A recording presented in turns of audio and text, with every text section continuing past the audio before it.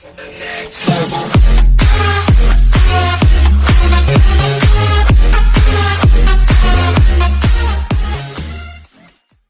Am Mother review. Netflix takes on humans vs. robots. Polygon.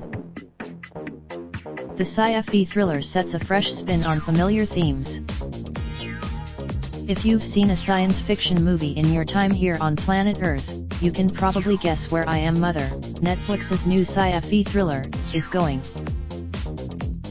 Directed by Grant Sputor, the film begins in a repopulation center following an extinction event.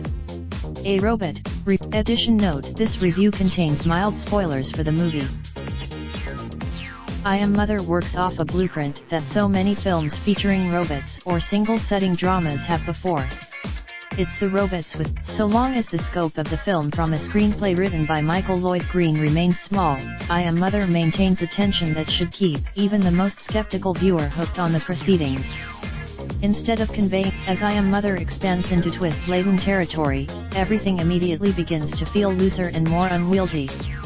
While the film though there's little point in bemoaning it now, I Am Mother feels like the kind of story that would have been better served as a TV series. To a certain extent, Sputor's direction is strong whenever he's trapped in suffocating spaces.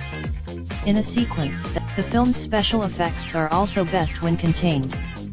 Mother, given, all three performances keep the movie from short-circuiting.